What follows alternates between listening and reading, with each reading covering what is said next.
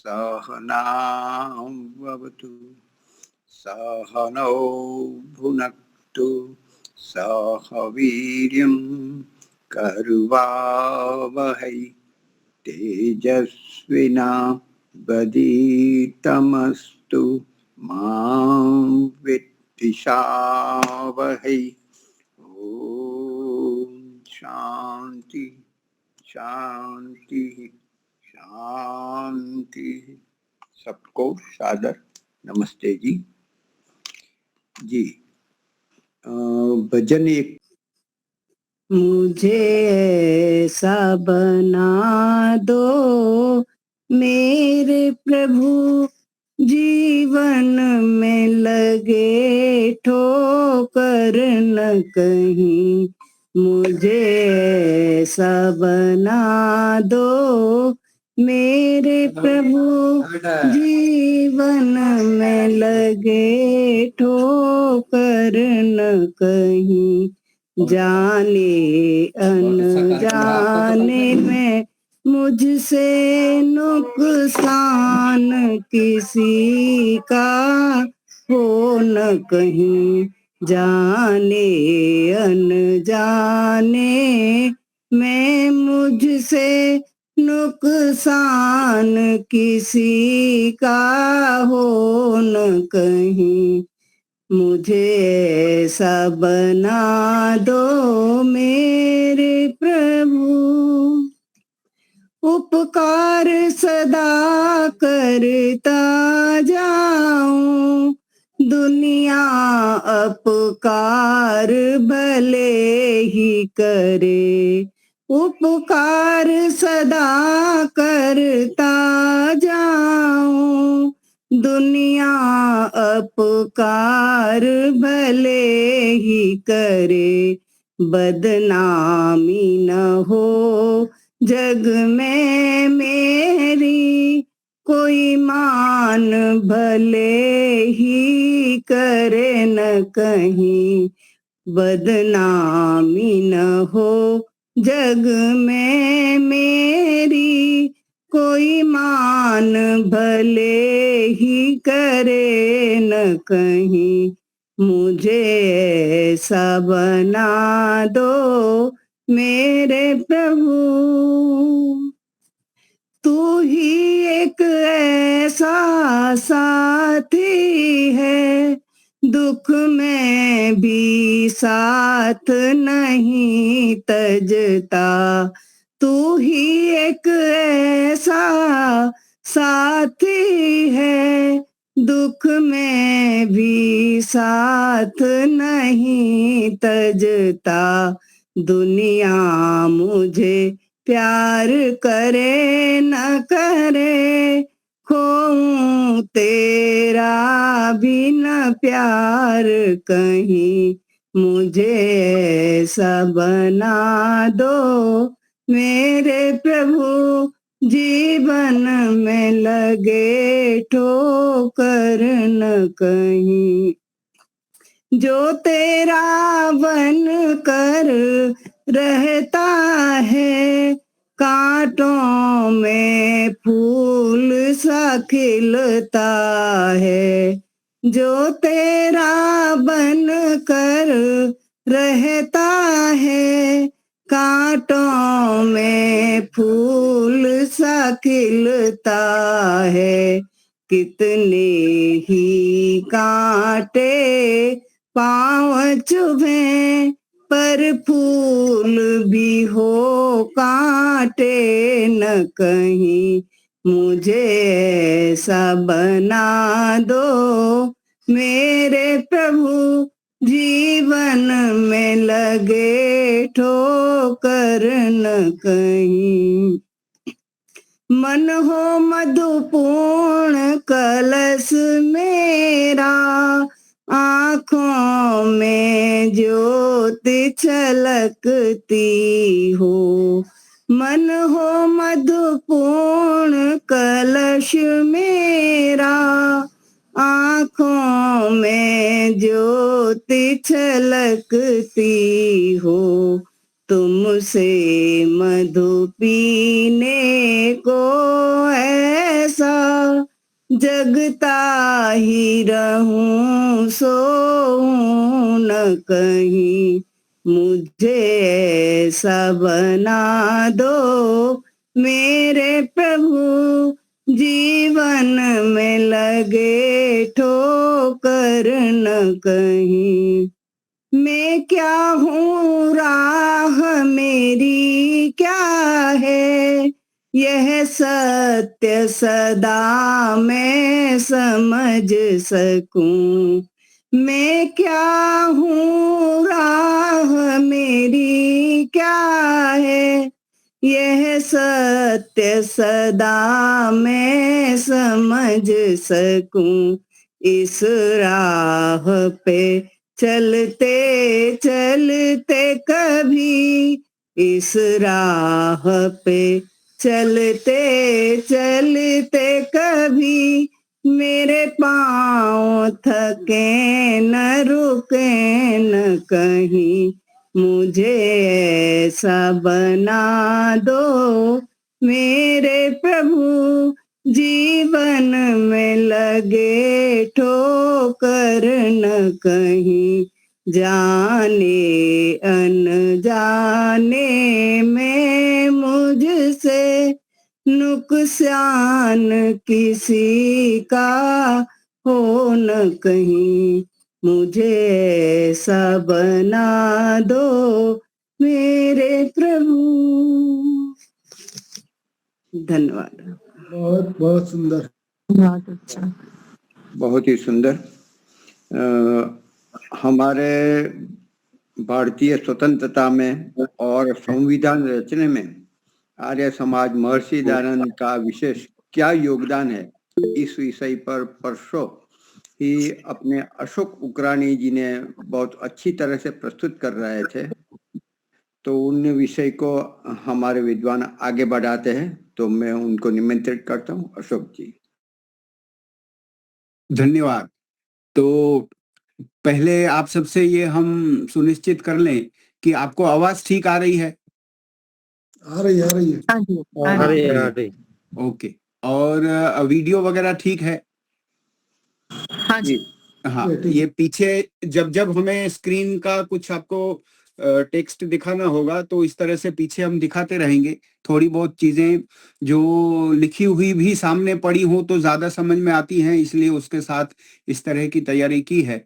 करीब करीब जो आज के सत्र में प्रतिभागी हैं वो भी परसों वाले में होंगे ही, ऐसा मान लेते हैं। शायद 2-4 कुछ नए व्यक्ति भी शामिल हुए हों, तो उनके लिए एक संक्षिप्त भूमिका हम ये बना दें कि जिस विषय पे हमने चर्चा करने का निर्णय किया था उस दिन, वो विषय था गणतंत्र दिवस के दूसरे दिन थी बात, इसलिए भारत के संविधान पर महर्षि स्वामी दयानंद सरस्वती जी के प्रभाव के विषय में हम बात कर रहे थे। इसलिए इसका शीर्षक हमने दिया था महर्षि स्वामी दयानंद सरस्वती और भारत का संविधान।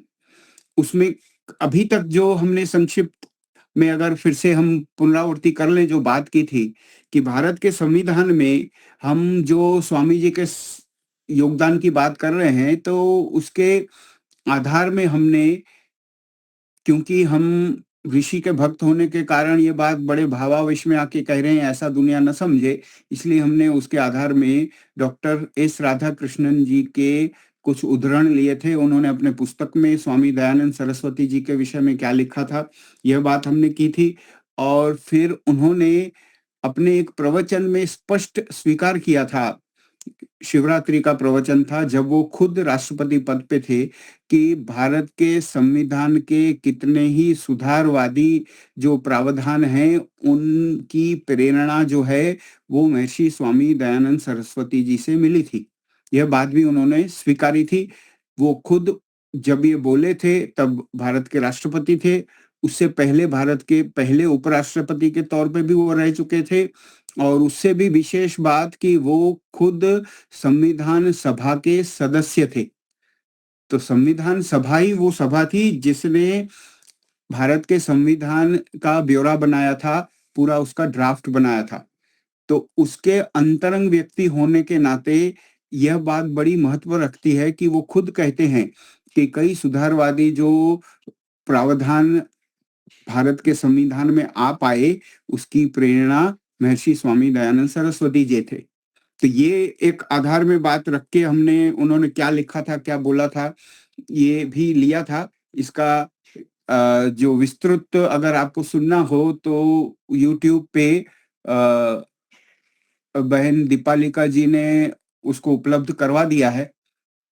तो वो अगर भाग 1 के तौर पे किसी की भी सुनने की इच्छा है तो उस पर जाके वो देख सकते हैं। हम चर्चा करते-करते जब आगे बढ़े तो सबसे महत्व की बात जो उठाई गई वो यह थी कि हम और आप सब कहते रहते हैं कि स्वराज का जो शब्द है सबसे पहले महर्षि स्वामी दयानंद सरस्वती जी ने प्रयुक्त किया था अपने प्रवचनों में और अपने साहित्य में। तो स्वराज का शब्द जो उन्होंने 1875-76 से घोषित करना शुरू किया, वो आगे चल के कैसे बाल गंगाधर तिलक जी के स्वराज्य मेरा जन्मसिद्ध अधिकार है वहां तक पहुंचा। 1928-29 के दौरान कोर्ट का केस चलते हुए कैसे शहीद भगत सिंह जी ने अपने कोर्ट के वक्तव्यों में कहा कि हम पूर्ण स्वराज से कम कुछ नहीं चाहते, और इसका दबाव इतना बना कि उस वक्त कांग्रेस जो आधा राज्य लेने को तैयार थी, डोमिनियन स्टेटस लेने को तैयार थी, पराधीन राज्य लेने को तैयार थी, उसने भी अपना नारा बदला और वो नारा बदल के 1929 के उनके अधिवेशन में उन्होंने भी पूर्ण स्वराज की घोषणा की। यह जो बातें हैं ये हम अपने ज्ञान से नहीं कह रहे, ये सभी इतिहास में लिखित मिलती हैं, और जो चलचित्र आदि इन विषयों पर बन गए उसमें भी वो स्पष्ट बातें आ रही हैं। तो इसका भी आप अध्ययन कर सकते हैं। फिर आगे बढ़ते हुए हमने देखा कि यह पूर्ण स्वराज की बात आगे चलते चलते भारत के संविधान की प्रस्तावना तक पहुंची। भारत के संविधान के प्रावधान इस तरह से बनाए गए कि हम किसी के अधीन नहीं हैं, भारत एक स्वतंत्र स्वाधीन देश है, ऐसी घोषणा हुई, जिसको संपूर्ण प्रभुत्व संपन्न देश घोषित किया गया, राष्ट्र घोषित किया गया। तो यह बात जो है यह भारत की प्रस्तावना में बड़ी स्पष्ट रूप से लिखी गई है। इसकी भी बात हमारी हुई थी। संपूर्ण प्रभुत्व संपन्न होना एक बड़ी विशेष बात होती है। नहीं तो आप जानते हैं कि हमारे देश में सिक्किम नाम का एक राज्य जो है, वो सिक्किम राज्य जो है वो पहले से हमारे देश के साथ नहीं था। यह राज्य हमारे देश में 1975 में जुड़ा है, और 1975 से पहले सिर्फ भारत का रक्षण उसको प्राप्त था, लेकिन वो खुद एक देश था, खुद एक अलग से प्रदेश था, और वो बिल्कुल आधिकारिक तौर पे भारत के साथ जुड़ा, वो 1975 में जुड़ा, और वो अब इंडिया का भाग है, पार्ट ऑफ इंडियन कंट्री है, तो भारत के देश का भाग बना। तो उनकी जो हम बात कर रहे हैं कि कांग्रेस की तैयारी ऐसी थी कि ब्रिटिश सरकार का डोमिनियन स्टेटस बनने को वो तैयार थे, और ब्रिटिश सरकार का डोमिनियन स्टेटस बनने का मतलब था हमारा राष्ट्रीय अध्यक्ष जो होता वो ब्रिटिश का किंग या क्वीन जो भी होती वो होता, और यहाँ कोई प्रधानमंत्री गवर्नर आदि उनके नाम पे काम करते, इस तरह का होता। और पूर्ण स्वराज्य की बात हुई, इसलिए हम एक स्वतंत्र राष्ट्र के रूप में आ सके। तो स्वामी दयानंद जी का सबसे बड़ा प्रभाव जो हमारे भारत के संविधान की तैयारी में दिखता है, और बाकी की पूरी स्वतंत्रता संग्राम की भी अगर बातें देखी जाएं तो उसमें भी यही प्रभाव दिखता है कि स्वराज स्वराज स्वराज करके सभी हमारे देशभक्त अपना अपना काम करते रहे, और उससे कम की बात फिर कोई व्यक्ति कर न सका। और उस वक्त की इतनी बड़ी राजकीय संस्था ने भी अपना जो घोषणा था पत्र उसको बदलना पड़ा, और उनको भी पूर्ण स्वराज मांगना पड़ा। तो पूर्ण स्वराज के बाद एक बहुत बड़ा प्रभाव जो भारत के संविधान पे देखा जा सकता है कि आप देखेंगे कि एक अनुच्छेद 17 की हमने बात की थी। अनुच्छेद 17 जो है वो कहता है कि भारत के संविधान में ऐसी घोषणा हो चुकी है कि छुआछूत नहीं की जाएगी और अस्पृश्यता जो है वो बिल्कुल खत्म की जाएगी। यह बात की हमने। यह एक बहुत बड़ा प्रभाव है स्वामी दयानंद सरस्वती जी का। उन्होंने अस्पृश्यता मिटाने के लिए जो बड़े-बड़े काम किए, वो आगे चल के इस तरह से सिर्फ हमारे कानून में नहीं आए, लेकिन हमारे संविधान में आ गए। संविधान जो है वो सभी कानूनों का स्रोत होता है। वो उनके ऊपर एक छत्र के समान होता है। कोई भी कानून अगर संविधान के विरुद्ध है तो वो नहीं चल सकता। तो संविधान में ही अनटचेबिलिटी को रिमूव किया गया। और इसके बाद जो अंतिम बात हम कर पाए थे अनुच्छेद 17 के बाद, वो थी कि कई सारी जो समानताओं की बातें हम करते रहते हैं, हमारे साहित्य में आती हैं और साथ-साथ हमारे आर्य समाज के नियमों में भी आती हैं। उन समानता की बातों को भी संविधान में जगह दी गई कि किसी भी व्यक्ति या नागरिक के बीच कोई भेदभाव न किया जाए और सबको समान अधिकार दिए जाएं और जन्म स्थान के आधार पे, लिंग के आधार पे, रहने के स्थान के आधार पे उनमें भेदभाव ना हो, वगैरह वगैरह। तो इसमें जो मुख्य बात हमारे आपके लिए चर्चा का विषय बनी थी, वो थी स्त्री और पुरुष के बीच में जो भेदभाव मिटाने का माहौल बना, वो स्वामी जी के कई सारे प्रयत्नों से बना। स्वामी जी हमारे आपके ऋषि वो अकेली प्रतिभा थी जो कहते थे कि स्त्री को भी वेद पढ़ने का अधिकार है, यज्ञोपवीत धारण करने का अधिकार है और उसको आप किसी तरह से प्रतिभा में पुरुष से कम नहीं आंक सकते। भले स्त्री और पुरुष के जो कर्तव्य हैं, जो उनकी विशिष्टताएं हैं, उनकी निपुणताएं हैं, वो अलग-अलग हो सकती हैं, लेकिन स्त्री को कम दर्जे का व्यक्ति और पुरुष को ऊपर के दर्जे का व्यक्ति नहीं आंका जा सकता, ऐसा स्वामी जी के साहित्य में मिलता है।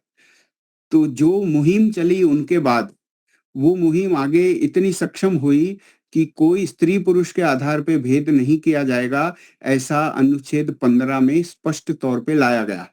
अनुच्छेद 15 जो है, वो आप देखेंगे किस तरह की भाषा का उपयोग करता है।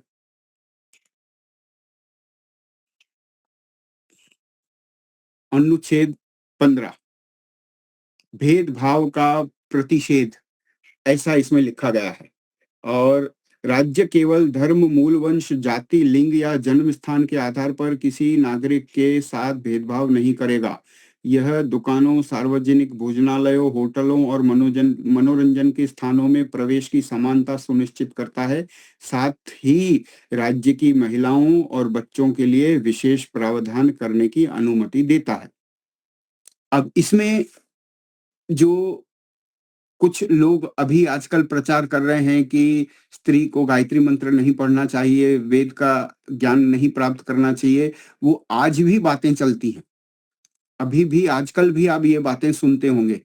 आप विचार करो कि 8वां दशक चल रहा भारत को स्वतंत्र होने के बाद, संविधान के बनने के बाद, 77वां गणतंत्र दिवस हमने 2 दिन पहले मनाया और अभी तक अगर ऐसी बातें चल रही हैं कि स्त्री को गायत्री मंत्र नहीं पढ़ना, वेद का ज्ञान नहीं प्राप्त करना, तो आप विचार करिए कि आज से 100 साल, 150 साल पहले यह भावना कितनी प्रबल रही होगी। और उसको मिटाते संविधान का भाग बनाने के बाद भी, इतने सारे कानून होने के बाद भी जो मानसिकता है वो कई जगहों पर अभी भी उसी तरह की चल रही है कि बड़े-बड़े मंचों से, बड़ी-बड़ी सभाओं में अपने आप को कथाकार कहने वाले लोग इस तरह का वचन कहते हैं और भीड़ लगाकर लोग उनको सुनने को खड़े हैं और उनके अनुयायी बन के चल रहे हैं। और आर्य समाज के भवन ही वो भवन है जहां जब से समाज बनी तब से ये घोषणा बड़ी जोर-जोर से की जाती, कितने सारे प्रवचनों में यह बात आती और कितना साहित्य इस पर कहता कि स्त्री को आप ज्ञान का कम अधिकारी नहीं मान सकते, वो उतना ही ज्ञान पर प्राप्त करने को अधिकार रखती हैं जितना पुरुष रखता है। आर्टिकल 15 अनुच्छेद 15 से यह बात अंकित है। आपके हमारे में मन में ध्यान होनी चाहिए।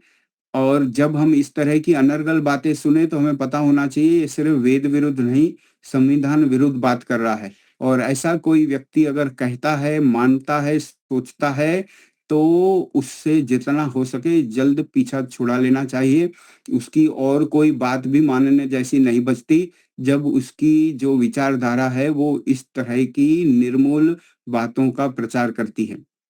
इस 14, 15, 16 के बाद जो चर्चा आप फिर अपने सोचने के लिए रख सकते हैं, क्योंकि हमारा विषय स्वामी दयानंद जी के प्रभाव पर है कि अनुच्छेद 14, 15, 16 होने के बावजूद भी जातिगत आरक्षण जो हमारे देश में चल रहा है, जन्म के आधार पे नौकरियां देने का और शिक्षण संस्थानों में उनको जगह देने का सब चल रहा, यह आरक्षण जो है यह इस समानता के अधिकार का एक अलग रास्ता इख्तियार करता है जो वेद विचारधारा स्वीकार नहीं करती।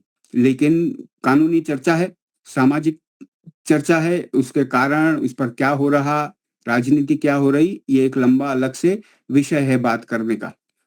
तो 14, 15, 16 से अगर आगे बढ़ें तो समय समाप्त होने के कारण यहाँ तक हम चर्चा कर पाए थे। स्वामी जी के कई बड़े-बड़े प्रभाव और भी दिखते हैं संविधान पर, जिसकी भी हम चर्चा करना चाहते हैं, जिसमें एक सबसे बड़ी बात जो है, उनके प्रभाव में आपको बताने से पहले एक वस्तु आपको आपके समक्ष रखने की आवश्यकता है। आप सभी ने एक नया विषय समझ लेते हैं, थोड़ा कानूनी है, थोड़ा संवैधानिक है। हो सकता है आप में से कुछ लोग पहले से समझते हों, नहीं तो आज उसको आप समझने का प्रयास करेंगे, बड़ी सरलता से आपको पता चल जाएगा। आपने एक शब्द सुना होगा, मूलभूत अधिकार, फंडामेंटल राइट। संविधान ने सभी को मूलभूत अधिकार दिए हैं। कुछ मूलभूत अधिकार सभी नागरिकों को है और कुछ मूलभूत अधिकार तो सभी को ही हैं। भले वो नागरिक ना हो, हमारे देश में हो, तो उसके सामने भी मूलभूत अधिकार हैं कुछ। तो मूलभूत अधिकार इतने प्रबल अधिकार होते हैं, फंडामेंटल राइट जिसे कहते हैं, कि राज्य की, सरकार की, राजा की, जिसको हम अपनी भाषा में कहें तो ये जिम्मेदारी हो जाती है कि सबके मूलभूत अधिकार प्राप्त होने चाहिए, उसमें कोई रुकावट नहीं होनी चाहिए। अगर है तो राज्य माने शासन इस बात को सुनिश्चित करे कि उसके मूलभूत अधिकार उसे मिले। तो ये मूलभूत अधिकार जो है वो हमारे संविधान में कई अनुच्छेदों में दिए गए हैं और मूल रूप से आर्टिकल 14 से वो पढ़े जाते हैं। 12-13 में भी उनकी चर्चा है, लेकिन 14 से समानता का अधिकार शुरू होता है और 32 तक चलता है। 32 में मूलभूत अधिकार यह है कि आपका मूलभूत अधिकार अगर नहीं मिलता आपको तो आप सुप्रीम कोर्ट जा सकते हैं।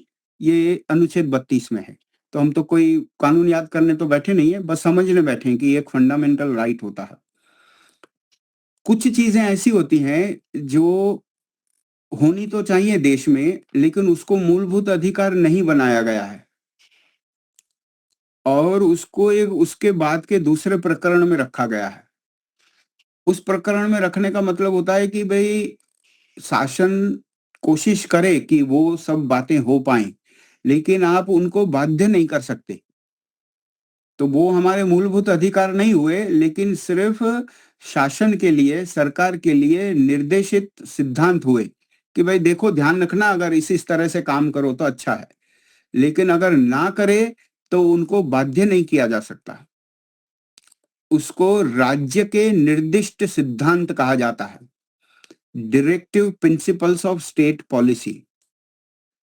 आप जब ऋषि के सत्यार्थ प्रकाश का 6ठा समोल्लास पढ़ेंगे तो उसमें भी कई सारी चीजें आपको मिलेंगी, जो राजा को क्या करना चाहिए, राजा को क्या नहीं करना चाहिए, सचिव कैसे होना चाहिए, उनको क्या करना चाहिए, कैसी सभाएं बननी चाहिए, कैसी समितियां बननी चाहिए, वो सब बातें उसी हैं।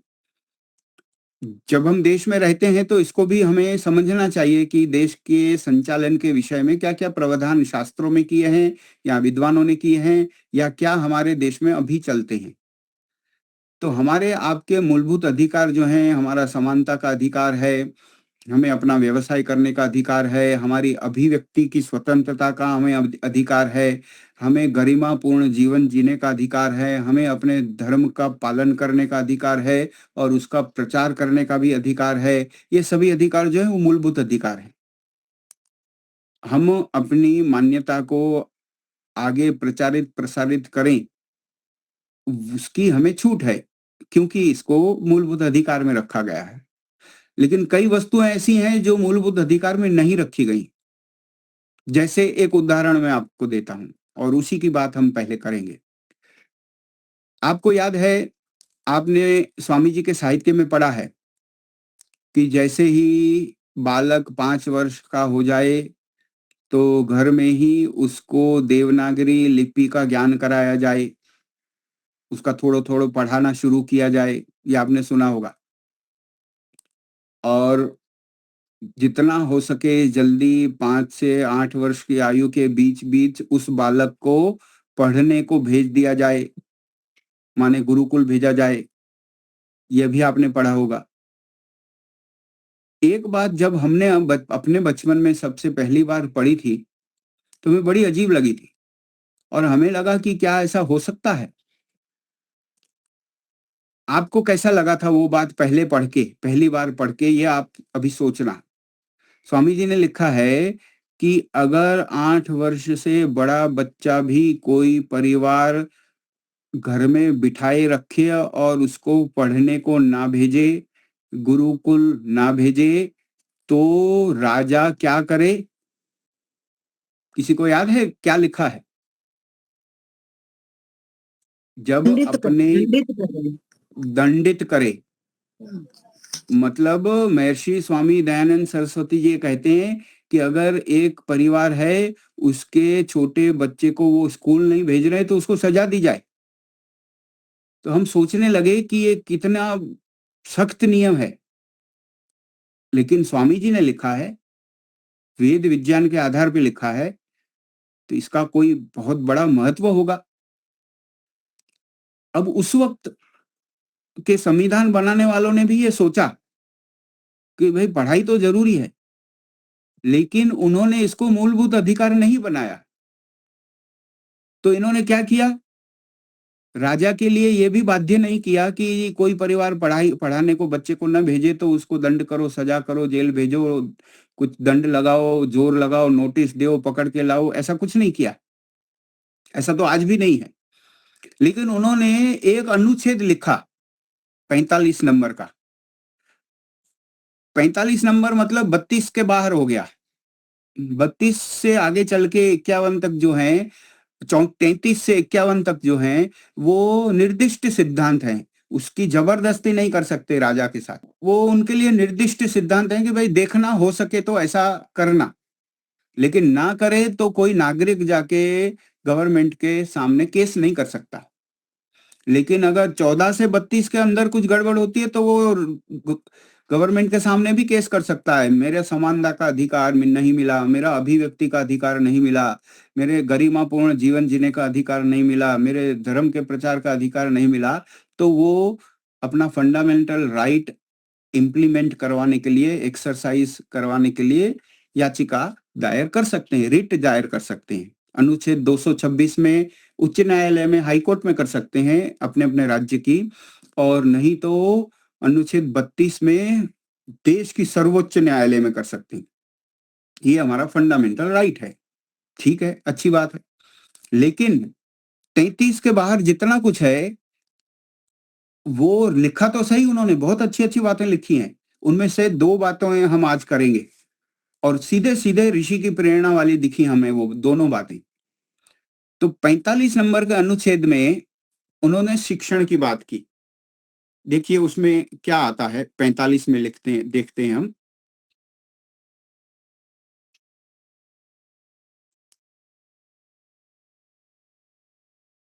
आपको स्क्रीन पर पहले हम 45 दिखा देते हैं और उसके बाद हम एक और 48 की भी बात करने वाले हैं। देखिए ये 45 जो है वो अभी स्क्रीन पे आया है। इसकी संक्षिप्त भाषा यहाँ लिखी गई है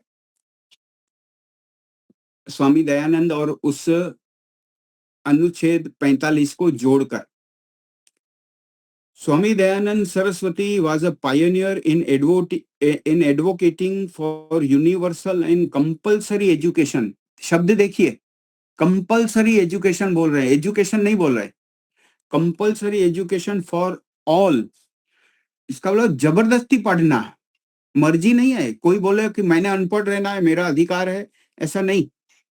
लेकिन ये 45 है, ये 32 के अंदर नहीं है। 45 है मतलब भाई करो तो अच्छा। For all, including girls and marginalized caste, which the constitution later adopted as a state duty. देखो state duty शब्द है, state duty माने राज्य का कर्तव्य, राजा का कर्तव्य, राजा के शासन के, सरकार के कर्तव्य के तौर पे अनुच्छेद 45 में ये बात आई कि यूनिवर्सल एंड कंपल्सरी एजुकेशन। तो एजुकेशन तो ठीक है, जब कंपल्सरी एजुकेशन नाम का शब्द आपको दिखे तो आपको किसकी याद आनी चाहिए? महर्षि स्वामी दयानंद सरस्वती जी की याद आनी चाहिए। उन्होंने ही बोला था कि जबरदस्ती स्कूल भेजना है, गुरुकुल भेजना है, पाठशाला भेजना है, और ना भेजे तो परिवार को दंड करो। आप सोचो वैदिक कुल में ऐसा होता होगा कि कोई परिवार कहे, कोई माँ कहे मैंने बच्चा नहीं भेजना गुरुकुल, तो क्या सीन होता होगा? सोच के देखो कि राजा के लोग आते होंगे, पहले समझाते होंगे। वैदिक युग की बात कर रहे हैं हम, राम जी जैसा जो युग होगा, कोई अनपढ़ होता ही नहीं होगा उस समय। तो सरकार के सिपाही आएंगे, पहले अधिकारी आएंगे अच्छे वाले, वो आके समझाएंगे कि भाई क्यों नहीं भेज रहे, क्या तकलीफ है, गुरुकुल पैसा तो लेता नहीं। पैसा तो आजकल होने लगा स्कूलों में, बाकी पैसे वाली चीज को पढ़ाई बोलते नहीं है। तो जब गुरुकुल पैसा नहीं लेता, खिलाता पिलाता भी गुरुकुल है, तो क्यों नहीं भेजोगे बच्चे को? तुमने समाज में बच्चा पैदा किया है अनपढ़ बढ़ाने के लिए तो थोड़े किया है। तुमको अपने संतान को पढ़ाना ही पड़ेगा, तो भेजोगे। अच्छा वो न माने तो दंड किया जाता होगा, पालक को बलपूर्वक गुरुकुल लगाया जाता होगा। अगर कोई तबीयत की तकलीफ है, कोई स्वास्थ्य समस्या है, कोई दूसरी बीमारी है, कोई और बात है, तो उसका निराकरण भी राज्य करेगा, वो राजा का कर्तव्य हो जाएगा। वो कहे भाई मैंने खेत में मजदूरी करानी बच्चे को, इसलिए मैं नहीं भेजता, तो उसको मजदूरी क्यों करानी पड़ती है, ऐसी उसकी अवस्था क्यों है, इसका ध्यान भी राजा को रखना पड़ेगा कि वो खाने को नहीं उसके पास और बच्चे को मजदूर बनाता है, ऐसी अवस्था नहीं होनी चाहिए। और इसी कारण हमारे देश में आपको बाल मजदूरी के खिलाफ कानून दिखता है कि 14 वर्ष से छोटा बच्चा अगर बाल मजदूरी करता दिखा तो उसका दंड दिया जाता, उस दुकान वाले को दंडित किया जाता जो नौकरी पे रखता। तो ये 45 जो है वो universal and compulsory education, universal माने सबको, इसको ये पढ़ाएंगे, इसको ये नहीं पढ़ाएंगे, ये वेद पढ़ेगा, ये वेद नहीं पढ़ेगा, ये सिर्फ मजदूरी सीखेगा, ये सिर्फ कोई काम करना सीखेगा, ऐसा नहीं। जिसकी योग्यता है वो सब पढ़ पाएंगे, कंपल्सरी और सर्वसामान्य के लिए एक जैसी एजुकेशन। अब समस्या कहाँ आई? एक मरोड़ आया कहानी में, एक मोड़ आया, बहुत साल बाद आया, 2010 में आया। कैसा आया कि अनुच्छेद 45 में तो कोई ताकत है नहीं, 33 के बाद जो कुछ है वो सिर्फ सत्संग जैसा है, करो तो करो, ना करो तो ना करो। अभी तो आप जब इसके बाद 48 सुनेंगे तो आपके रोंगटे खड़े हो जाएंगे।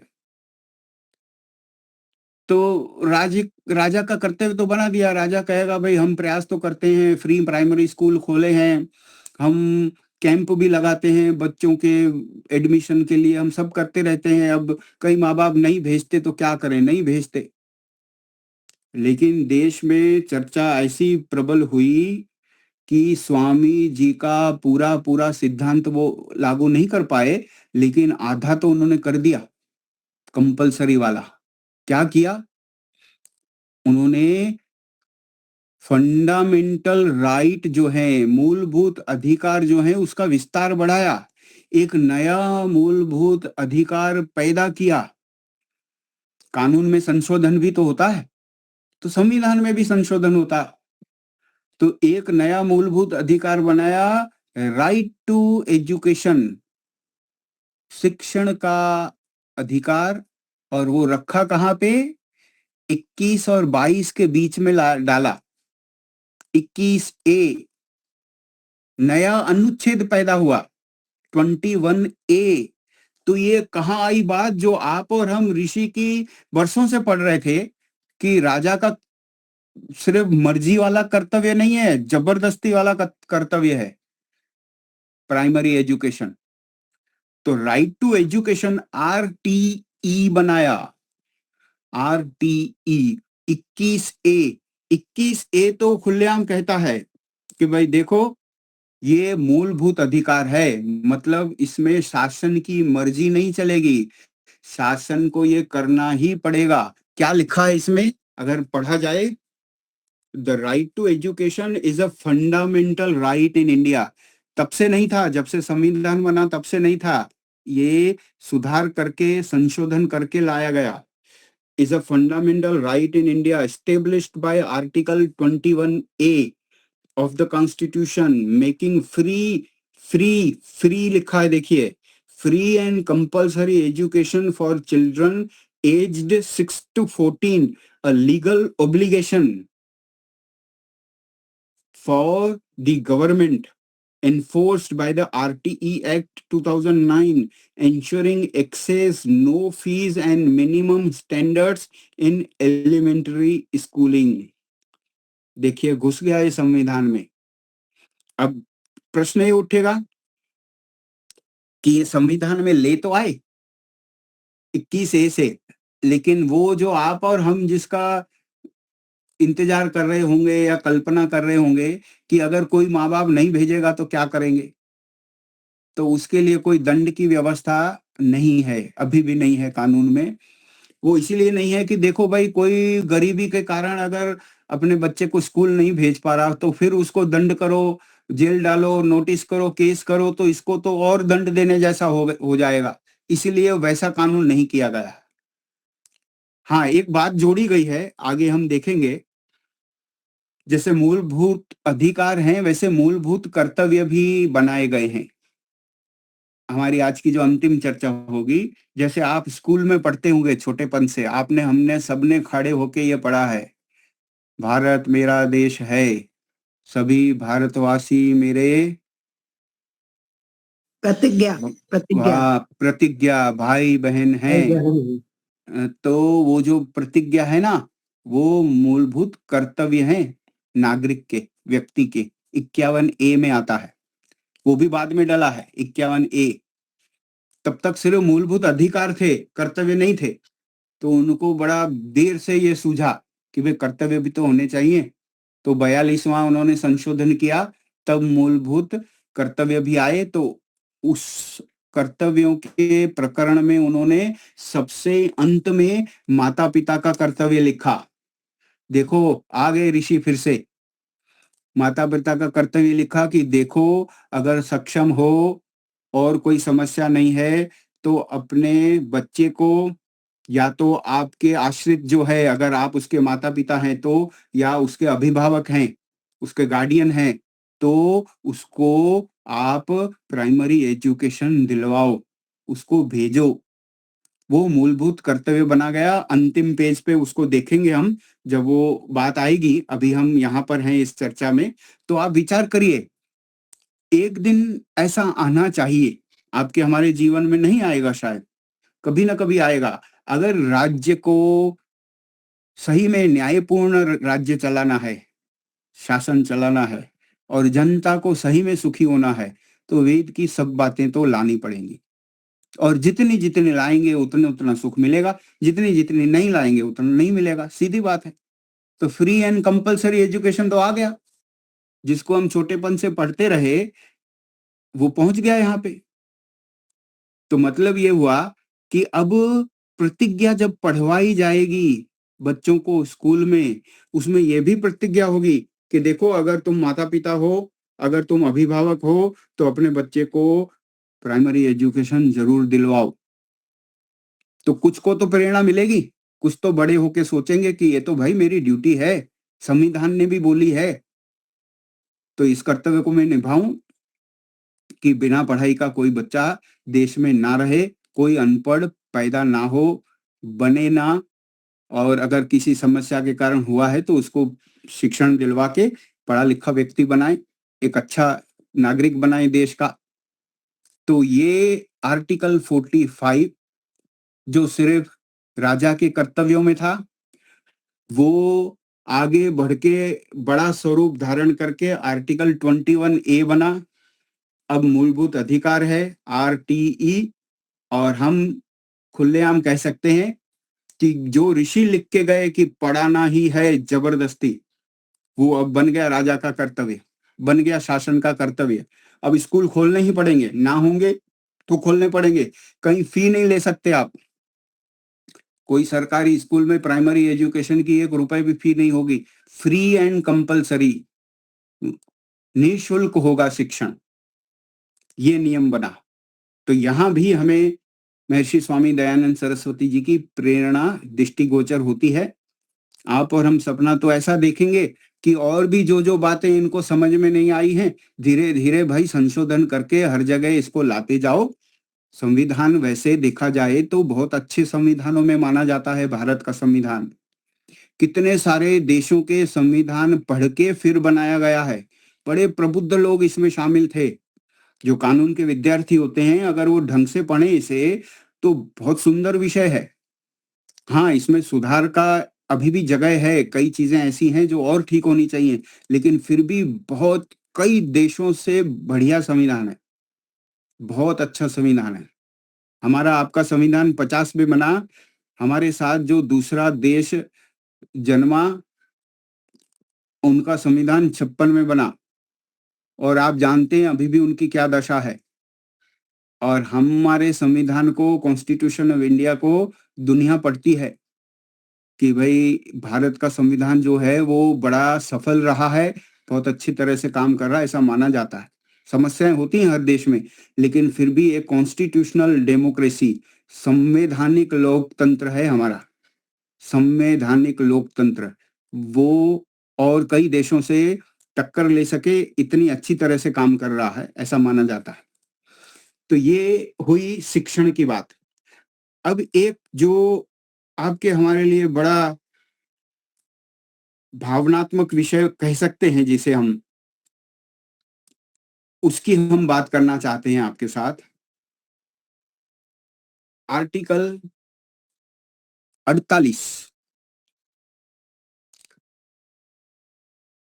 आपको क्या लगता है, जैसे बच्चे के शिक्षण की बात को स्वामी जी ने कहा कि यह राजा का कर्तव्य है, वैसे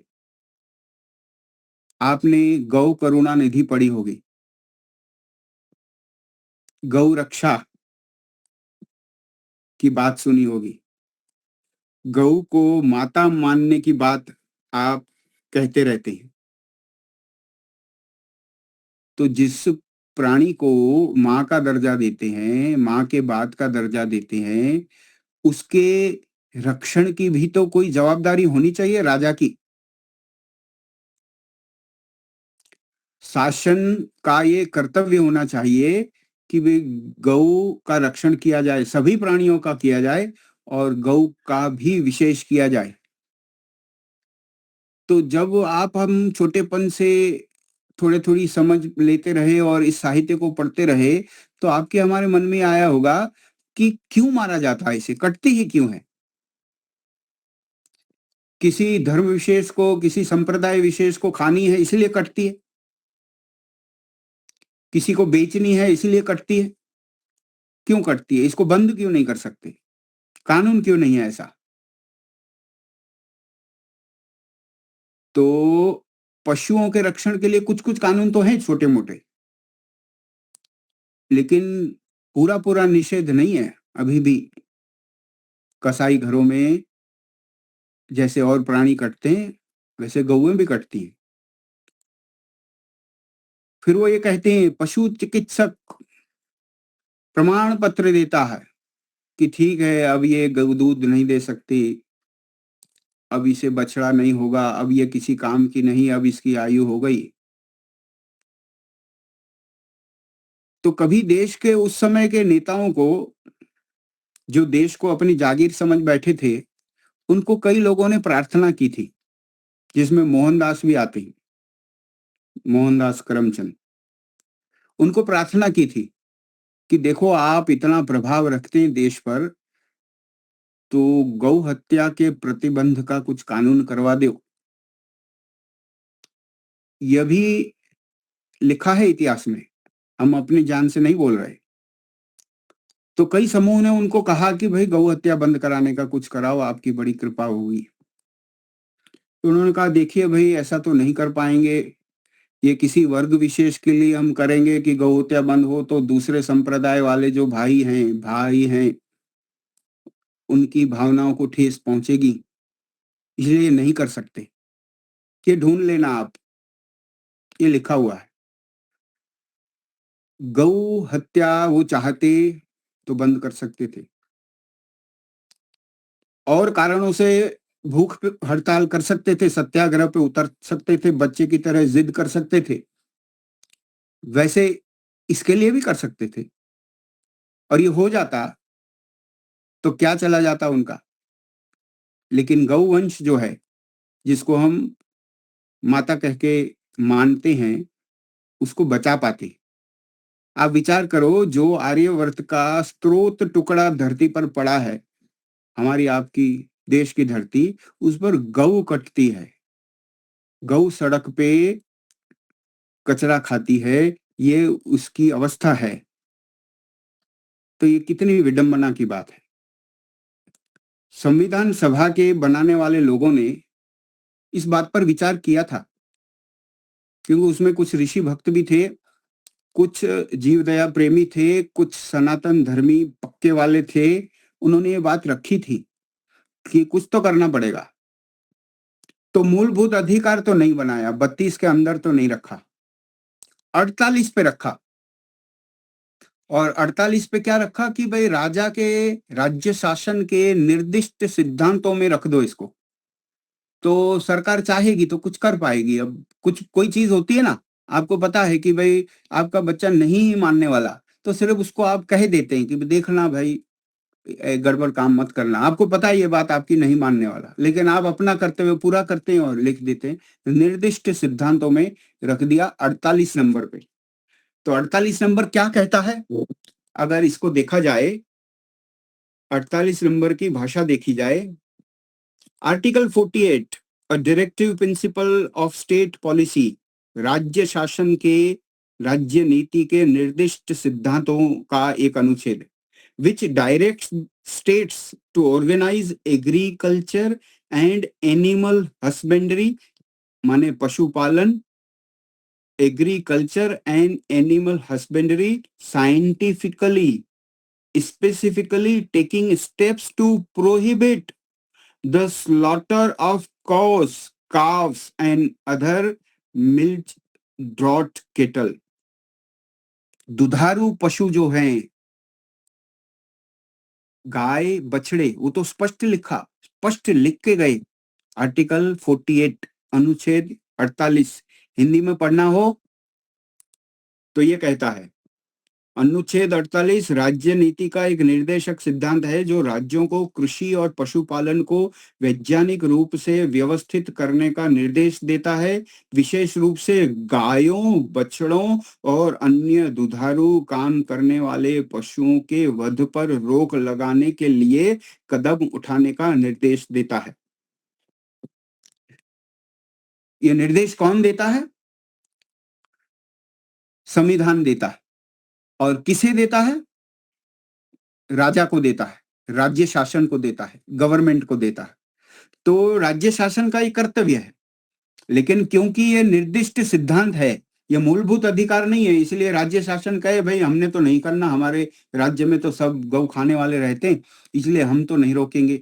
तो आप और हम कोई केस नहीं कर सकते उस राज्य शासन पे। आप ये नहीं जाके कह सकते सुप्रीम कोर्ट में कि भाई देखो ये राज्य जो है ये गौ कटने के विषय में कोई कानून नहीं बना रहा, आप इसको निर्देश करो। तो ऐसा नहीं हो सकता। अगर 32 के अंदर तक होता तो ये हो जाता, और क्योंकि ये 48 है तो ये नहीं होगा। कई राज्यों में एनिमल प्रोटेक्शन एक्ट है, पशु संरक्षण कानून है, हमारे राज्य में भी है, गुजरात में है एनिमल प्रोटेक्शन एक्ट, और भी कई राज्यों में है। सेंट्रल एक्ट है, इसलिए सभी राज्यों में है। सजा बड़ी कम है, बड़ी कम माने बड़ी कम है, बहुत कम है। गुजरात में अभी थोड़ी बढ़ाई गई है, और अगर जो मांस पकड़ा जाए वो गौवंश का हो, लेबोरेटरी में साबित हो जाए तो कुछ ज्यादा है, कुछ वर्ष तक है, कुछ वर्ष बढ़ाई गई है। लेकिन फिर भी कानूनी प्रक्रिया इतनी टेढ़ी होती है, इतना लंबा काम होता है उसमें कि कई लोग बच जाते और गौवंश पकड़ा जाए तो भी उनको सजा नहीं हो पाती। लेकिन पहले से थोड़ा बदलाव है जब से ये सजा बढ़ाई है। जितना हमें ध्यान है शायद 2016 के बाद कुछ परिवर्तन इसमें किया गया है। हमने सुना है कि राजस्थान में गौवंश के प्रतिबंध के लिए विशेष कानून पास किया गया है, स्पेशल एक्ट उन्होंने पास किया है, और वहां कुछ ज्यादा सख्ताई से उसका अमल करने का प्रयास हो रहा। अब क्योंकि ये अनुच्छेद 48 है, इसलिए पूरा पूरा वो सभी सरकारें नहीं मानती। जहां जहां अगर जनता में प्रभाव है और वो वहां की सरकारों को प्रभावित कर पाते हैं तो कुछ परिणाम मिल पाता है, नहीं तो नहीं मिलता। लेकिन इतना हम संतोष मान सकते हैं कि अगर ये 48 भी नहीं होता, अगर अनुच्छेद 48 में ये बात ही नहीं होती कि गायों बछड़ों की रक्षा करना राजा के कर्तव्यों में है, निर्दिष्ट सिद्धांतों में है, तो हो सकता था कई राज्यों को ये करने का सूझता भी नहीं और कुछ काम भी नहीं होता इस पे। तो इतना संतोष माने कि जो गौ करुणा निधि की प्रेरणा है उसका कुछ चित्र, कुछ उसकी छाया हमें संविधान के अनुच्छेद 48 में दिखती है। और आप और हम उस दिन का इंतजार करें कि जैसे अनुच्छेद 45 में से किसका जन्म हुआ, अनुच्छेद 21A का जन्म हुआ, कंपलसरी एजुकेशन हो गई, मूलभूत अधिकार बना दिया, वैसे अनुच्छेद 48 के लिए भी ईश्वर करे ऐसा दिन आए कि ऐसे सुधार किए जाएं संविधान में कि नहीं, पशु हत्या नहीं होगी, गौ हत्या नहीं होगी। तब शायद गौ माता को रक्षण करने के लिए जो मजबूत कानूनों की जरूरत है देश में, वो हर राज्य में हो पाए। तो यहाँ भी हमें ऋषि का प्रभाव दिख रहा है। आर्य समाज ही वो बड़ी संस्था है जो बड़े ऊंची आवाज से गौ वंश को बचाने के लिए काम करती रही है, और उसको हमने संविधान में भी पाया कि संविधान में भी इसका प्रभाव है। एक और प्रभाव अगर देखें हम महर्षि स्वामी दयानंद सरस्वती जी का हमारे संविधान पे, तो वो किस विषय में है? आपने इसका शीर्षक पढ़ लिया, हमारी राष्ट्रभाषा हिंदी। आप विचार करो कि ऐसा भी माहौल था देश में जब हिंदी को राष्ट्रीय भाषा मानने को लोग तैयार नहीं थे। प्रयोग करते होने के बावजूद भी कई तत्व जो अपना बल बना बनाकर ऊपर तक पहुंच गए थे, वो नहीं चाहते थे कि हिंदी को आप एक मुख्य भाषा बनाओ। दक्षिण भारत में अभी भी हिंदी के विषय में समस्याएं होती रहती हैं। उर्दू का चलन बहुत ज्यादा था, और अभी भी आप जाएंगे उत्तर भारत के कई राज्यों में तो आपको उर्दू में लिखे हुए कई रस्तों पे बोर्ड भी मिलेंगे। अभी भी कुछ राज्य हैं जहां आपको एक भाषा के तौर पे उर्दू, अरेबिक स्क्रिप्ट की उर्दू, अरेबिक स्क्रिप्ट में पढ़ाई जाती है और उसको प्रमोट किया जाता है। कश्मीर में तो कोर्ट का काम भी उर्दू में होता है और बिल्कुल उसकी लिखाई जैसे कुरान की लिखाई है राइट टू लेफ्ट वाली, उसमें की जाती है। अगर आपके ध्यान में अभी कुछ महीनों पहले का एक वीडियो आया हो, भारतीय जनता पक्ष के एक विशेष नेता ने एक बड़ी सुंदर बात कही। उन्होंने कहा कि सत्यार्थ प्रकाश, उन्होंने एक बड़ा अच्छी ढंग से इस बात को प्रस्तुत किया। उनका कहना था कि देखिए, सत्यार्थ प्रकाश सिर्फ आर्य समाजियों का ग्रंथ ही है, ऐसा नहीं है। उस सत्यार्थ प्रकाश ग्रंथ की एक दूसरी भी विशेषता है, ऐतिहासिक रिकॉर्ड है उसका। वो यह है कि देश के सबसे पहले हिंदी में लिखे जाने वाले पुस्तकों में वो आती है। सबसे पहली हिंदी पुस्तक जो छपी थी वो सत्यार्थ प्रकाश थी। और हमने महर्षि स्वामी दयानंद सरस्वती जी के ये वचन तो पढ़े ही हैं कि हिंदी ही वो भाषा है जो पूरे देश को जोड़ सकती है। उन्होंने ये लिखा है कई जगहों पे। तो जो हिंदी को राष्ट्रभाषा बनाने की बात वो अपने जीवन काल में कहे गए, 1883 में तो चले गए, उसको जो बल मिलता रहा उसका परिणाम ये हुआ कि अनुच्छेद 343 में हिंदी को राष्ट्रभाषा घोषित कर दिया गया कि संघ माने केंद्र सरकार, संघ की जो कामकाज की मूल भाषा होगी वो हिंदी होगी। देखिए, अनुच्छेद 343 जो है उसके विषय में क्या कहना है जानकारों का कि Swami Dayanand Saraswati was an early proponent of Hindi as a national language to unite the country. A vision reflected in Article 343 of the Constitution, which designates Hindi in Devanagari script as the official language of the Union.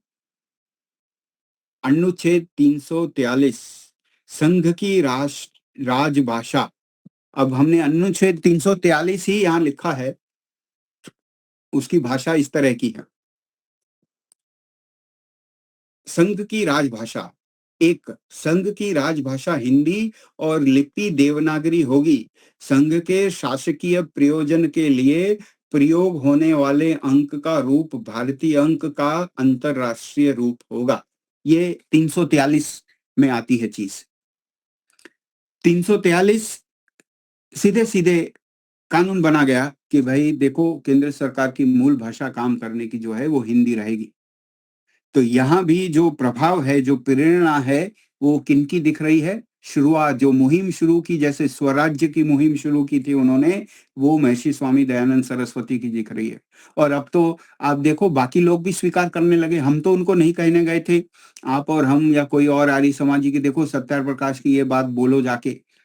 उन्होंने जाना समझा कि पहली हिंदी पुस्तक अगर कोई छपी तो वो सत्यार्थ प्रकाश थी, महर्षि स्वामी दयानंद सरस्वती जी की लिखी हुई कालजयी ग्रंथ, अमर ग्रंथ सत्यार्थ प्रकाश। तो अब 343 की जो हमने बात की हिंदी की, उसके बाद जो पूर्णाहुति की एक लास्ट चर्चा आपके साथ कर लें इसी से संबंध रखने वाली, कि मूलभूत अधिकार तो 32 के अंदर हमने देखे, बहुत पावरफुल अधिकार। संविधान का सिरमौर अगर किसी चीज को माना जाता है भारत के संविधान का, तो वो मूलभूत अधिकारों का माना जाता है। फंडामेंटल राइट्स का जो चैप्टर है भारत के संविधान का, वो बहुत शक्तिशाली माना जाता है। और ऐसा चैप्टर है कि सुप्रीम कोर्ट ने समय समय पर बड़े सुंदर सुंदर जजमेंट दिए हैं उस पर, और बड़ी इज्जत होती है फंडामेंटल राइट की। जब उन जजमेंट्स को आप पढ़ेंगे तो आपको पता चलेगा कि लोकशाही में फंडामेंटल राइट्स का कितना महत्व सर्वोच्च अदालत ने माना है। अगर वो नहीं होते तो शायद अपनी अलग-अलग समय की सरकारों ने अपनी मनमर्जी से पता नहीं क्या-क्या कर दिया होता।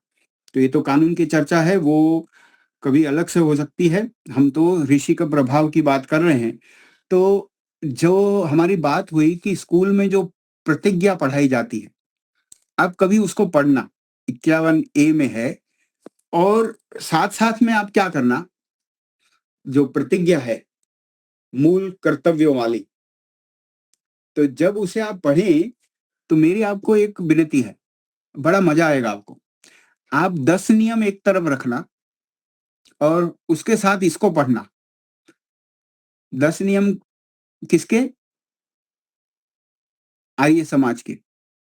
आर्य समाज के 10 नियमों को जब आप इससे पढ़ोगे, तो आपको लगेगा किसने किसकी कॉपी की है, थोड़ी-थोड़ी आप निश्चित नहीं कर पाएँगे। फिर मानना ये पड़ेगा कि इनमें से पुराने तो कौन से हैं? सबसे पहले तो जूने तो जब आर्य समाज बनी, तब तो नियम आए आर्य समाज के, और ये तो 1976 के बाद आए, संशोधन के बाद आए, 51 ए। तो कुछ-कुछ चीजें ये प्रेरित हैं आर्य समाज के सिद्धांतों से, ऋषि के सिद्धांतों से। इनमें जो एकाध चीज हम आपको दिखाना चाहते हैं, सभी तो हम नहीं पढ़ेंगे अभी समय के अभाव में।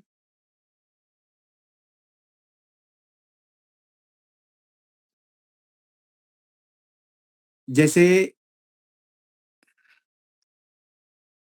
ङ पढ़ते हैं, क ख ग ङ, इसमें क्या लिखा है घ के बाद, ये थोड़ा आपको नजदीक से दिखाया जाए। भारत के सभी लोगों में,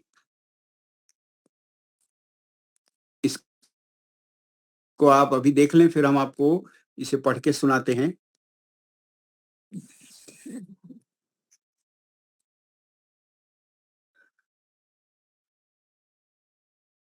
भारत के सभी लोगों में समरसता और समान भ्रातृभाव की भावना का निर्माण करे, जो धर्म, भाषा, प्रदेश या वर्ग पर आधारित सभी भेदभाव से परे हो, ऐसी प्रथाओं का त्याग करें जो स्त्रियों के सम्मान के विरुद्ध हैं। ये कर्तव्य लिखा। तो क्या कोई व्यक्ति जब इसको लिखने बैठा होगा, उसने जिन जिन अच्छी अच्छी बातों का अध्ययन किया होगा, उसमें क्या वैदिक सिद्धांतों का अध्ययन नहीं होगा? सीधी सीधी समाज के नियमों से मिलती जुलती बातें भी हम देखते हैं इसमें। फिर देखिए, एक चीज जो आगे के कर्तव्यों में आती है, ज, इस पर तो अभी हमारे कुछ जो व्याख्यान होते रहते हैं, उसमें हमने इस पर काफी चर्चा भी की थी। जब तार्किक संवाद की बात हुई, ईश्वर को प्रतिपादित करने के लिए आज की नई पीढ़ी जो तर्क करती है, उसकी बातें हुई, तो हमने इसका उदाहरण किया था, वहां इस बात की चर्चा हुई थी। ज, कि हमारे आपके जो कर्तव्य हैं, उनमें एक कर्तव्य क्या है? वैज्ञानिक दृष्टिकोण, साइंटिफिक टेम्पर। इसका जो अंग्रेजी वर्जन है, उसमें जो शब्द यूज किया गया है साइंटिफिक टेम्पर, आपके हमारे कर्तव्यों में आता है, मूल कर्तव्यों में, एक नागरिक के तौर पे, एक भारत के संतान के तौर पे, कि हम वैज्ञानिक दृष्टिकोण अपनाएं। वैज्ञानिक दृष्टिकोण मानववाद और ज्ञानार्जन तथा सुधार की भावना का विकास करें। जो हर प्रकार की उन्नति करने की बात हम हमारे नियम में कहते हैं, और अंधश्रद्धा से छूटने की बात करते हैं, तर्क की बात करते हैं, वो बात आ गई यहाँ। वैज्ञानिक दृष्टिकोण, मानववाद और ज्ञानार्जन तथा सुधार की भावना का विकास करें। और इसी तरह से उसके ठीक बाद एक छोड़ के, व्यक्तिगत और सामूहिक गतिविधियों के सभी क्षेत्रों में उत्कर्ष और बढ़ने का सतत प्रयास करें, जिससे राष्ट्र निरंतर बढ़ते हुए प्रयत्न और उपलब्धि की नई ऊंचाइयों को छू ले।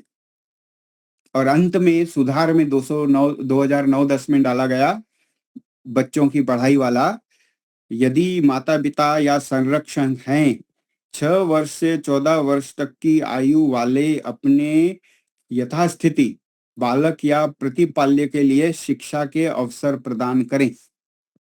यह जो है अंत में डाला गया है, मूल कर्तव्यों के अंत में, फंडामेंटल ड्यूटीज के अंत में।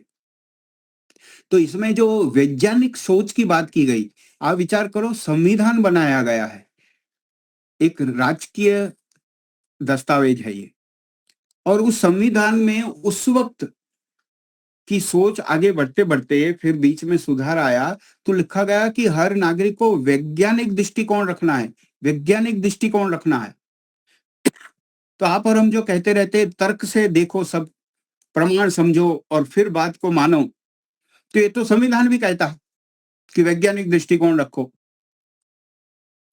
वैज्ञानिक दृष्टिकोण रखने का मतलब सिर्फ फिजिक्स, केमिस्ट्री, मैथ, साइंस नहीं है। वैज्ञानिक दृष्टिकोण तो लॉजिक भी विज्ञान है, न्याय शास्त्र भी विज्ञान है, तो प्रमाण और तर्क भी विज्ञान है, तो भी रखना होगा, वैज्ञानिक दृष्टिकोण रखो। तो अंधविश्वास का निर्मूलन करने का तो संविधान भी कहता है, भाई आप ऐसी वैसी बातें मत मानो, वैज्ञानिक दृष्टिकोण से अपना जीवन जियो। तो इस तरह से मूल कर्तव्यों का जो प्रकरण 51A है, वहां भी वो सोच चलती चलती समाज की और ऋषि की हमें दिखाई देती है। तो ये कुछ मूल बातें, कुछ कुछ छोटी छोटी चर्चा से हमने आपके समक्ष रखने का प्रयास किया, जिससे हमें ये उत्साह मिलता है कि देखो, आपकी हमारी कोई नहीं सुनता, ऐसा नहीं है। ऋषि की आवाज इतनी ऊंची थी कि वो बड़ी दूर दूर तक पहुंची थी और संविधान जैसी चीज को भी प्रभावित किया था, और उसमें है। तो ऐसे आशावाद के साथ हम जी सकते हैं कि अगर प्रयत्न होता रहे और ये समाज फिर से अगर अपने स्वर्ण दिन वापस ला पाए, तो समाज में अच्छी सच्ची बातों का ग्रहण करने के लिए अभी भी बहुत लोग बैठे हैं, बहुत नेता भी होंगे ऐसे, जनता भी ऐसे होगी कि जो गुणों को ग्रहण करने वाली होगी, असत्य को छोड़ने की भावना औरों में भी कई पड़ी होगी, बस उन तक वो बात पहुंचाई जाए, समझाई जाए। तो हो सकता है आगे बढ़ बढ़ के जब बड़ा समूह उसको मानने लगेगा, तो उसका प्रभाव कानून तक भी पहुंचने लगेगा। हो सकता है कि जैसे अभी आप कानून देख रहे हैं देश का, सुप्रीम कोर्ट में केस चल रहा कि कुत्तों के लिए जब कुछ आदेश आए हैं सुप्रीम कोर्ट से, कुत्ते काटते हैं और उनको नगर के बाहर भेजो और संरक्षणों में रखो वगैरह वगैरह, तो कितनी जनता सड़क पे आई है कुत्तों के रक्षण के लिए, उनका बड़ा स्नेह उनके साथ पड़ा है। तो भगवान करे कुछ ऐसी बुद्धि मिल जाए आपके हमारी समाज को कि उससे ज्यादा स्नेह गौ से हो जाए उनका। जब से गौ पालन बंद हो गया और कुत्ता पालन शुरू हो गया, तब से जो हमारी संवेदना है वो ऐसी हो गई कि मांसाहारी व्यक्ति भी अपने कुत्ते पर दया खाता है, लेकिन मांस खा जाता है उस प्राणी पे उसकी दया नहीं आती। तो जब प्रबुद्ध लोग होते जाएंगे, वैज्ञानिक दृष्टिकोण होता जाएगा, तो हम उसकी भी उम्मीद कर सकते हैं। तो इस तरह से हमने 2 भागों में यह चर्चा रखने का प्रयास किया है, महर्षि स्वामी दयानंद सरस्वती और भारत का संविधान। उम्मीद है आप इसमें जो चर्चा हुई है उस पर चिंतन मनन करेंगे। पहला भाग भी आपको उपलब्ध करवा दिया गया है, इसी तरह से ये दूसरा भाग भी उपलब्ध हो जाएगा। तो दोनों को सोचकर समझकर इसको आगे प्रचारित प्रसारित करने का भी आप प्रयत्न करेंगे। इसी विनती के साथ मैं अपनी वाणी को विराम देता हूँ। ओम शांति। बहुत खूब धन्यवाद अशोक जी। बहुत धन्यवाद धन्यवाद। नमस्ते नमस्ते। इस प्रकार का प्रवचन हमने लगभग पहली बार सुन रहे हैं, पहली बार सुना। अच्छा, और हम अच्छा। गर्व कर रहे हैं कि हमारे महर्षिदान का प्रभाव कहाँ कहाँ है, हम कुछ नहीं जानते वास्तव नहीं में। जानते, नहीं जानते। बिल्कुल सही बात है, सही बात है, एकदम। एक आपने उदाहरण सुना हो अगर, मेरे पिताजी ने एक बार चर्चा में मुझे सुनाया था, वो भी प्रवक्ता थे, तो अपने प्रवचनों में कहते थे वो कुछ प्रवचन ऐसे शुरू करते थे कि एक हिरण जंगल में भागा जा रहा था। फिर जनता सोचती थी कि ये कौन सी कथा शुरू हो रही है। वो कहते थे कि एक हिरण जंगल में भागा जा रहा था, कभी यहाँ भागता, कभी वहां भागता, कभी ऊपर कूदता, कभी नीचे देखता, कभी शरीर के अंदर झांकने का प्रयास करता, दाएं देखता, बाएं देखता। क्यों ऐसी उसकी हालत हो रही थी? पता चल रहा था कि वो कोई वस्तु ढूंढ रहा था। और क्या ढूंढ रहा था कि उसको कस्तूरी की सुगंध आ रही थी। हाँ, कस्तूरी की सुगंध कहाँ से आ रही वो ढूंढ रहा था, लेकिन उसको मिल नहीं रहा था। और वो अभागा ये नहीं जानता था कि उस कस्तूरी की सुगंध कहाँ से आ रही थी, उसकी खुद की नाभि से आ रही थी। तो तो मेरे आपके देश की हालत ऋषि के जाने के बाद कुछ ऐसी थी कि उसके अंदर से जो अच्छाई थी, देश के अंदर जो कस्तूरी थी, वो स्वामी जी थे, लेकिन उसको वो बोल नहीं पा रहा था, खुलेआम कह नहीं पा रहा था और ढूंढ नहीं पा रहा था कि कितनी सारी देश की संस्कृति की अच्छाइयां जो हैं वो कहाँ से आई हैं, वेदों से आई हैं, और वेदों को उजागर करने वाले जो लास्ट ऋषि हुए उनके कारण आई हैं। तो ये देश की दशा होती है। आपकी बात सही है कि कहाँ कहाँ ऋषि का प्रभाव है, ये कई बार हमें बड़े प्रयत्न के बाद समझ में आता। जी बस शांति पाठ करते हैं, समय अशोक बहुत हो जी। गया है, फिर भी सभी बिल्कुल अशोक जी, सुनते रहे सभी। जी जी जी हाँ एक मिनट जरा, जब भी ये वीडियो डालें तो अपना अपना मोबाइल नंबर उसमें इंक्लूड कर दीजिएगा, कुछ आपसे पूछना हो, स्पष्टीकरण करना है। जी जी जी, मैं रख लूंगा, आपको मैं दे दूंगा। शांति पाठ करते हैं। जी। ओम जौ शांतिरंतर शम शांति विद्वि शांति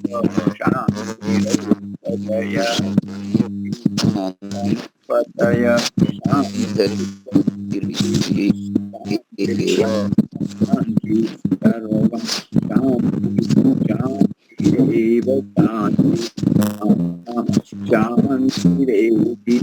ओम शांति